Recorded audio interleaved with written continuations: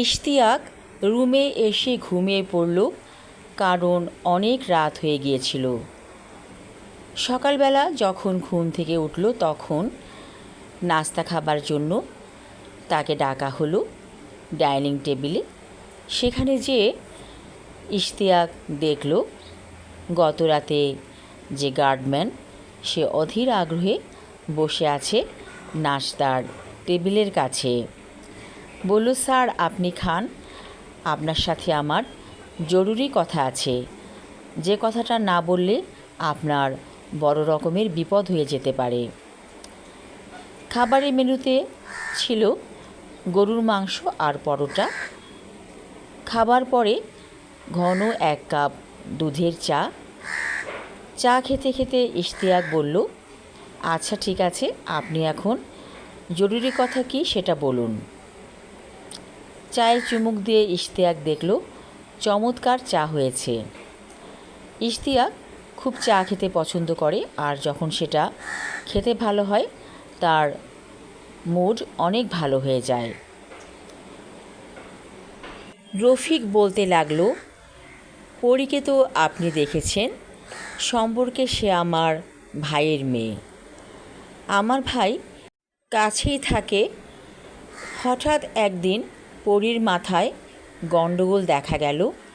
দিব্যি পড়াশোনায় ভালো একটি মেয়ে, যাকে নিয়ে সবাই আশা করেছিল যার ভবিষ্যৎ অনেক ভালো হবে। বরাবরই সে স্কুল কলেজ বিশ্ববিদ্যালয়ে ভালো রেজাল্ট করত। সে পড়তো ঢাকা বিশ্ববিদ্যালয়ে। একদিন কেমন করে যেন তার মাথাটা নষ্ট হয়ে গেল। হল থেকে সে চলে এলো, বলল, আমি আর পড়াশোনা করব না। কেন সে পড়াশোনা করবে না, তার জীবনে কী ঘটেছে কেউ জানে না। সে নিজেও বলতে পারল না সেই কাহিনী। মাঝে মাঝে রাত বিরেতে সে বাসা থেকে বের হয়ে যায় এবং সেই যে লেকের কাছে যে দাঁড়িয়ে থাকে। সাদা শাড়ি পরা তার একটা অভ্যাসে পরিণত হয়ে গিয়েছে। হঠাৎ করে কেউ দেখলে মনে করবে হয়তো সে একজন সাক্ষাৎ পরী। আসলে সে পরীর মতো দেখতে সুন্দর। মেয়েটির এখন বিয়ের বয়স চলছে, কিন্তু এই পাগল মেয়েকে কে বিয়ে করবে? এই বলে রফিক একটু বিষণ্ণ চেহারা নিয়ে চুপচাপ বসে থাকল। ইশতিয়াক বলল, আপনার ভাইয়ের মেয়ের সাথে আমি কথা বলতে চাই। তার জীবনে কী এমন ঘটনা ঘটেছে যার কারণে সে এমন হয়ে গিয়েছে? তখন রফিক বলল, আমরা অনেক খোঁজ খবর করেছি, কোনো কুলকিনারা পাইনি। অনেক বড় ডাক্তারকেও দেখানো হয়েছে, কিন্তু পরী কিছুতেই ভালো হচ্ছে না। ইশতিয়াক বলল, আমি আপনার ভাইয়ের বাসায় যাব, আমাকে নিয়ে যাবেন? কিছু কাজ আছে, কাজ শেষ করে বিকেলে আমি ফ্রি হব, তখন আমি আপনার সাথে যাব। রফিক বলল, ঠিক আছে, আপনি অবশ্যই আমার সাথে যাবেন। বিকেলবেলা রফিক এসে বলল, স্যার চলেন। ওরা যাচ্ছে দুজনে পাহাড়ের পাশ দিয়ে, সরু রাস্তা, সেখান দিয়ে। কিছু দূর যেতেই দেখল পরীদের বাসা। পরীদের বাসায় যখন গেল তারা, তখন পরীর মা দরজা খুলে দিল। সুন্দর ছিমছাম একটি বাসা, খুব একটা আহামরি ফার্নিচার যে আছে তা নয়, কিন্তু সব কিছুতেই একটা রুচির পরিচয়। গাছগাছালিতে ভরা সুন্দর একটি পরিবেশ। ওরা দুজনে যেয়ে বসল ড্রয়িং রুমে। এমন সময় সেখানে পরী এলো। পরী ইশতিয়াককে দেখে খুব খুশি হয়ে গেল। ওর চোখে মুখে আনন্দ ঝলমল করছে। বলল, কাকা আপনি একটু ওপাশে যান তো, আমি ওনার সাথে কথা বলছি।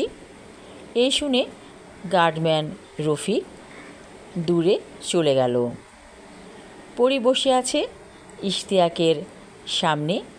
ইশতিয়াক বলল, পরী আপনি কি জানেন আপনি দেখতে খুব সুন্দর? পরী খিলখিল করে হাসছে।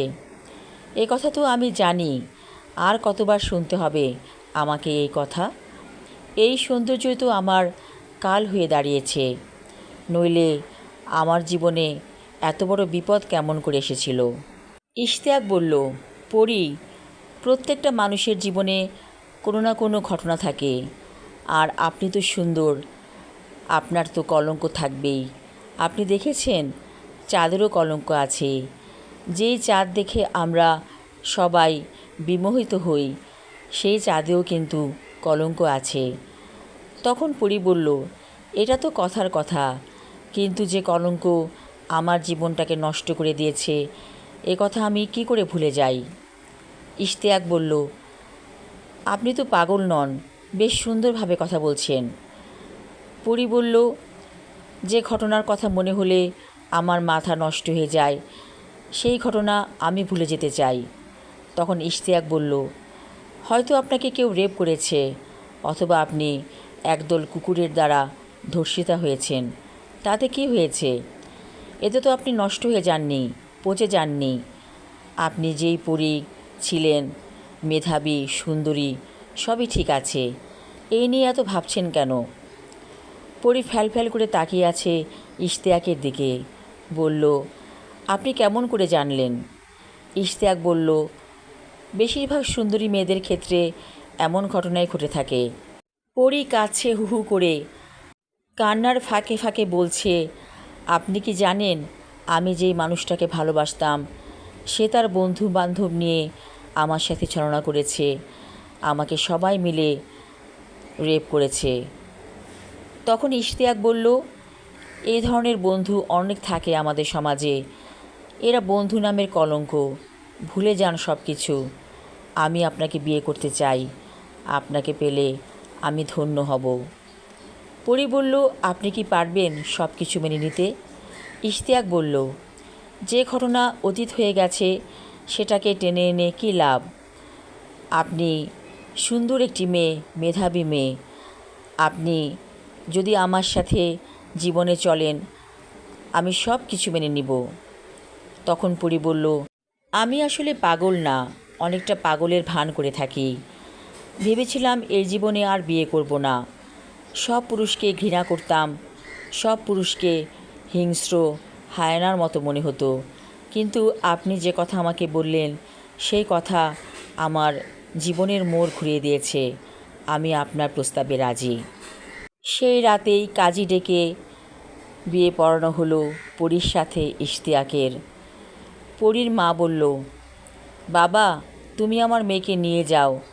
ও এখানে থাকলে আবার পাগল হয়ে যাবে, কারণ রাত বিরতে ও বের হয়ে যায়, সেই লেকের কাছে চলে যায়।